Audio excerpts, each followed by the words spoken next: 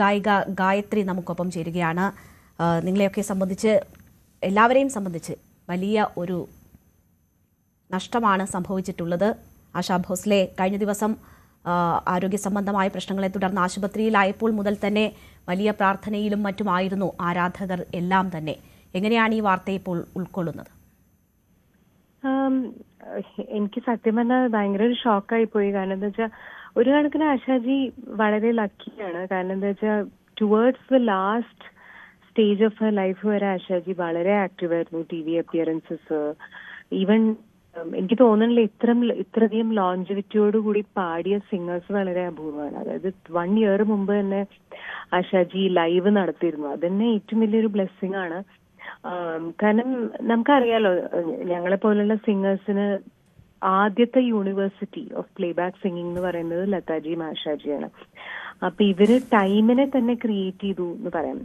ഒരു particular style of singing. ഈ ഒരു റെഫറൻസ് പോയിന്റ് ഇല്ലെങ്കിൽ ഇന്ത്യൻ ഫീമെയിൽ പ്ലേബാക്ക് ഇപ്പൊ ഉള്ളൊരു രീതിയിൽ ഡെവലപ്പ് ചെയ്യില്ലായിരുന്നു. അപ്പം ഷി വാസ്, അത് മാത്രമല്ല ഇത്ര വേഴ്സറ്റൈൽ ആയിട്ടുള്ള ഒരു സിംഗർ.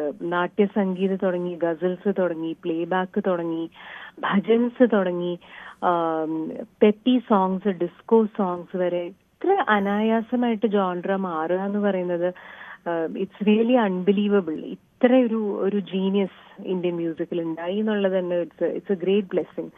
അപ്പം ആശാജിയുടെ ആത്മാവിന് നിത്യശാന്തി.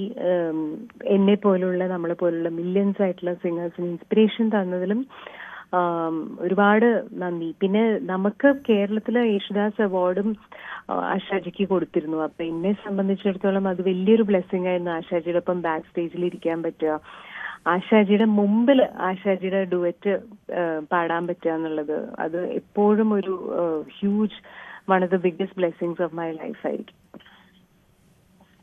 തീർച്ചയായും അങ്ങനെ വ്യക്തിപരമായി കൂടി വലിയ നഷ്ടം ആണ്. നോക്കൂ, ഒരു ഗായിക എന്ന നിലയിൽ ഇപ്പോൾ താങ്കൾ തന്നെ പറഞ്ഞു, പല ജോണറിലുള്ള ഗാനങ്ങൾ അനായാസേന കൈകാര്യം ചെയ്ത ആശാജിയെക്കുറിച്ച്. അപ്പോൾ എന്താണ് ഒരു ഗായിക എന്ന നിലയിൽ ഏറ്റവും ഇൻസ്പയർ ചെയ്തിട്ടുള്ള ഘടകം ആശാ ഭോസ്ലെയിൽ?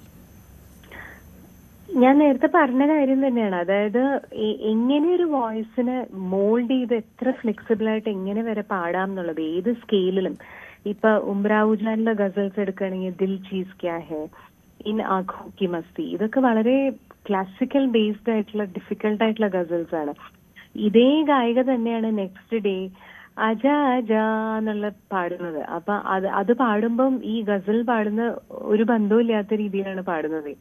അപ്പൊ ഒരു വോക്കൽ കാമിലിയോൺ എന്ന് തന്നെ പറയാം. അതായത് അതുമായിട്ട് ഒരു crazy versatility and genius level talent ആണ്. അപ്പോ അത് തന്നെയാണ് നമുക്ക് ഏറ്റവും വലിയൊരു ഇൻസ്പിറേഷൻ. അതായത് ഒരു മോൾഡിൽ മാത്രം നിൽക്കാതെ, എന്നാൽ ആ ഒരു മോൾഡില്, അതായത് ഇപ്പൊ ഗുലാം അലി സാഹിബിന്റെ ഒപ്പം ഉള്ള ഗസൽസ്, ഗയേ ദിനോക്ക അല്ലെങ്കിൽ നൈന തൂസേലാഗി, സലോന സസജൻ, ഈ ഗസൽസ് പാടുക എന്ന് പറയുന്നത് ഈസി ആയിട്ടുള്ള കാര്യമല്ല.